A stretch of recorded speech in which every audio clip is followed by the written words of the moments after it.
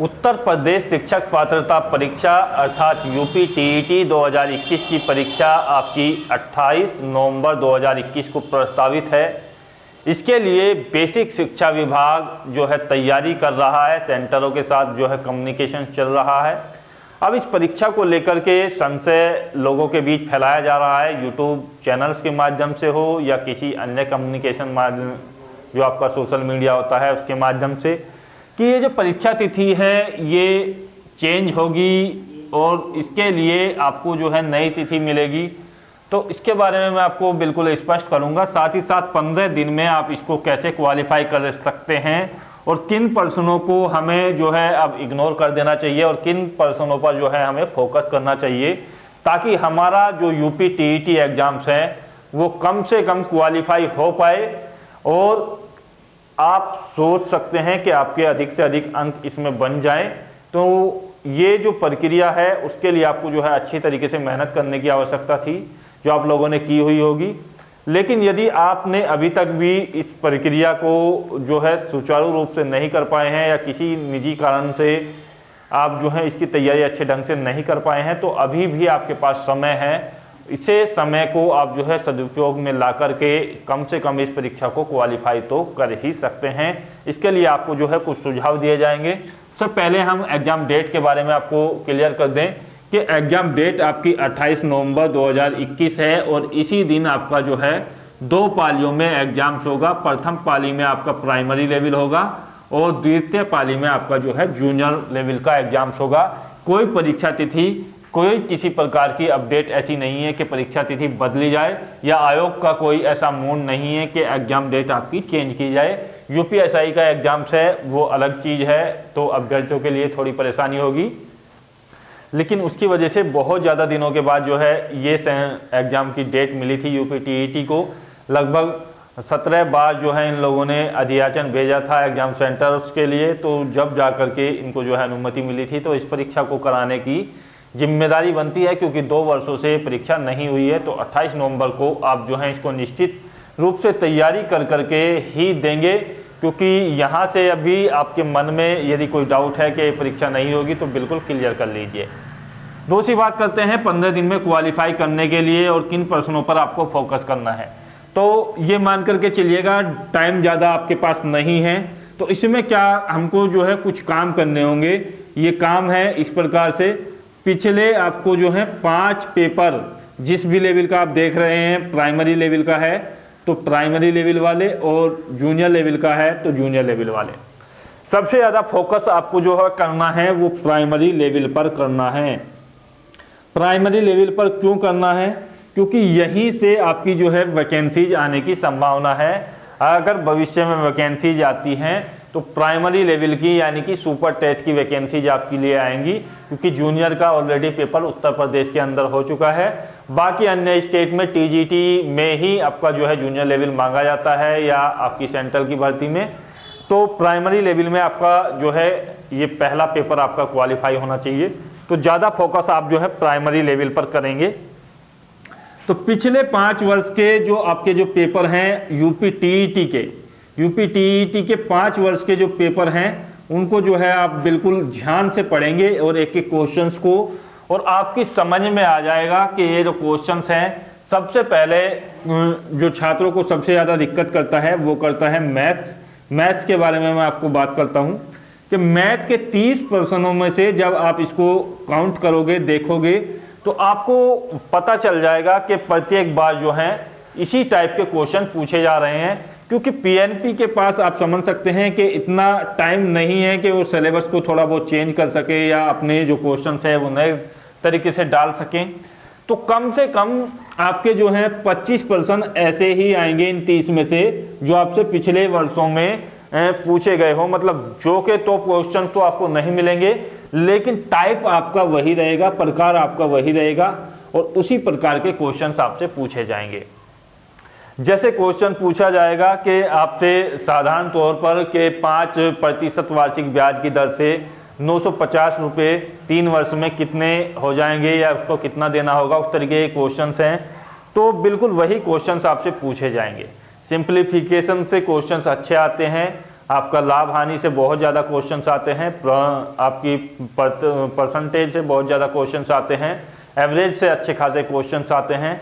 और ये जो काफ़ी ज़्यादा परेशान करते हैं छात्रों को, इस तरीके के कोण वगैरह आ जाते हैं रेखाओं के लिए कि 40 डिग्री है तो ये वाला आपको बताना है, तो उनमें थोड़ा सा लॉजिक होता है। वो लॉजिक आप उसको तभी समझ पाएंगे जब आप प्रीवियस पेपर्स का जो आपका क्वेश्चंस है उसको विस्तार से समझेंगे, सोचेंगे कि ये जो कोण है ये अंदर जा कर के लगभग इसी के बराबर होगा, तो उस तरीके के लॉजिक होते हैं, उनमें ज़्यादा कुछ सॉल्यूशन वगैरह आपको करना नहीं होता है। तो वे क्वेश्चंस काफ़ी डिफ़िकल्ट प्रतीत होते हैं क्योंकि आपने जो है मैथमेटिक्स से पढ़ाई नहीं की है, आप आर्ट्स वर्ग से हो या कॉमर्स वर्ग से हो या एग्रीकल्चर से हो, तो ये 30% है, ये काफ़ी परेशान आप लोगों के लिए करते हैं। तो इसके लिए बेहतर ढंग यही है कि आप जो है उनको अच्छे तरीके से तैयार करें। इसके लिए कुछ बुक्स हैं जो चक्षु प्रकाशन की ओर से आप लोगों के लिए प्रकाशित की जा रही हैं। यदि आपने टेस्ट सीरीज नहीं खरीदी है या पिछले वर्षों के पेपर आपको खरीदने हैं तो इन बुक्स के माध्यम से आप खरीद सकते हैं। साथ ही साथ सेपरेट सब्जेक्ट की बुक्स भी हैं और आपकी जो है कंबाइंड बुक्स भी हैं। लिंक आपको डिस्क्रिप्शन बॉक्स में ऑनलाइन साइट के माध्यम से आप इनको मंगा सकते हैं, 2 दिन के अंदर आपके पास आ जाएंगी। दूसरी बात करते हैं कि किन प्रश्नों को हमें छोड़ना है। तो उससे पहले मैं आना चाहूँगा कि आपके दूसरे सब्जेक्ट पर। दूसरा सब्जेक्ट जो सभी के लिए इम्पोर्टेंट है वो है आपका बाल विकास। तो बाल विकास में आपसे जो है मुख्य रूप से सिद्धांत के क्वेश्चंस आपसे पूछे जाएंगे। जो सिद्धांत है लर्निंग के सिद्धांत हैं या आपके भाषा और संज्ञानात्मक विकास के सिद्धांत है, इससे 8 से 10% आपसे पूछे जाएंगे। तो इन्हीं सभी सिद्धांतों को आप जो है थॉर्नडाइक हो या कोहलर हो या थॉर्नबर्ग हो या आपका जोरम ब्रूनर हो, पियाजे हो, वाइगोत्स्की हो, सभी को जो है अच्छे तरीके से यहाँ पर पढ़ लेंगे। पढ़ने में आपको कोई दिक्कत नहीं होगा, बड़ी आसानी से समझ में आते हैं और इन्हें पढ़ने में आपका मन भी लगता है। तो 8 से 10% आपके यहीं से काउंट हो जाते हैं। दूसरा आपका जो होता है आपकी होती है समावेशी शिक्षा, जो काफ़ी अच्छी होती है। तो समावेशी शिक्षा को आप जो है पढ़ोगे तो अच्छे तरीके से आपको समझ में आ जाएगी। यहाँ से आपके 3 से 4 क्वेश्चन आपके पूछे जाएंगे। बाल विकास से आपके क्वेश्चन पूछे जाएंगे जो आपके दैनिक जीवन से जुड़े हुए हैं, तो आप उसको बड़ी आसानी से आंसर दे सकते हैं कि आप जो है 12 वर्ष की अवस्था है तो कितनी तरीके से आपकी बुद्धि किस तरीके से काम करती है, या 6 वर्ष का बच्चा है या उस तरीके से है। तो ये क्वेश्चंस आपसे पूछे जाते हैं 3 से 4 क्वेश्चंस। और अन्य जो क्वेश्चंस हैं वो आपसे पूछे जाएंगे जो बाल विकास के क्वेश्चंस हैं, उसमें आपसे आपकी पर्सनालिटी डेवलपमेंट, आपकी जो बुद्धि परीक्षण है उससे 2 से 3 क्वेश्चंस आते हैं। तो इन टॉपिक्स को आप जो है बेहतर ढंग से कर लीजिएगा।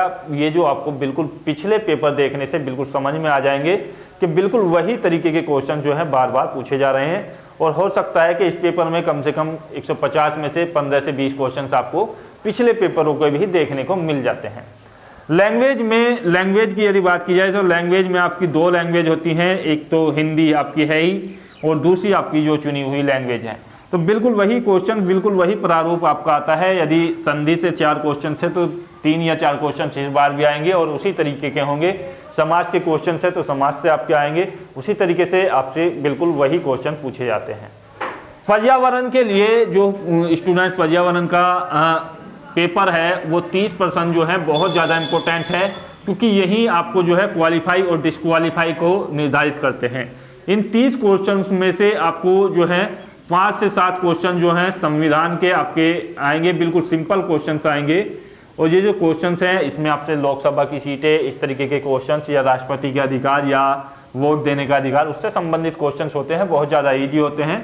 तो सिंपल क्वेश्चंस इनको आप जो है तैयार रूप से कर सकते हैं। 3 से 4 क्वेश्चंस आपके जो है करंट के आएंगे और आपसे जो क्वेश्चन पूछे जाएंगे वो देखिएगा पर्यावरण से संबंधित जो क्वेश्चंस हैं वो आपसे पूछे जाएंगे 10 से 12 क्वेश्चंस। इसमें क्या है कि आपका जो क्वेश्चंस होते हैं उसको आप जो है बायोलॉजिकल भी ले सकते हैं और आपका जो भूगोल से जुड़े हुए भी ले सकते हैं। जैसे ओजोन के बारे में क्वेश्चन पूछा जाएगा, प्रदूषण के बारे में क्वेश्चन पूछा जाएगा और आपसे जो क्वेश्चंस है वो दिवस भी आपसे पूछे जाएंगे, 1 या 2 क्वेश्चंस, और आपसे कोई ना कोई पुस्तक भी पूछी जाएगी। और आपसे जो पर्यावरण के लिए अभियान चलाए जा रहे हैं, जैसे आपके ये चिपको आंदोलन वगैरह थे, उनसे भी क्वेश्चंस आपके आते हैं। और पर्यावरण के लिए जो आपकी गतिविधि है, आपकी समझ है, उससे भी 1-2 क्वेश्चंस आते हैं। कि कहीं पर यदि कटाव हो रहा है तो उसको कैसे रोका जा सकता है, या मृदा अपरदन, उस तरीके के क्वेश्चंस आपसे पूछे जाएंगे। तो ये जो क्वेश्चंस हैं ये आपके आमतौर पर पूछे जाते हैं।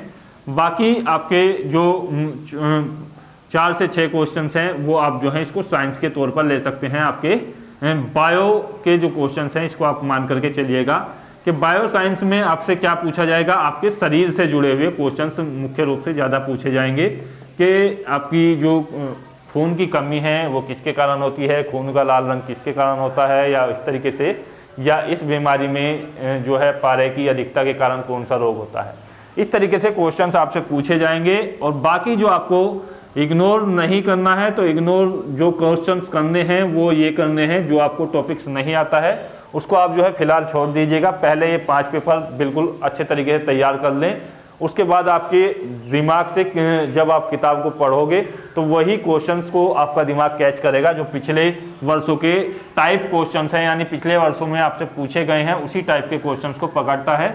और ये बिल्कुल आपका सिलेक्शन इस बार हो जाएगा 2021 में। आशा करता हूँ वीडियो के माध्यम से ज़्यादा से ज़्यादा बेहतर आपको जानकारी मिली होगी। यदि कोई कंफ्यूजन बचा हुआ है तो कमेंट्स कीजिएगा। जय हिंद, धन्यवाद, जय भारत।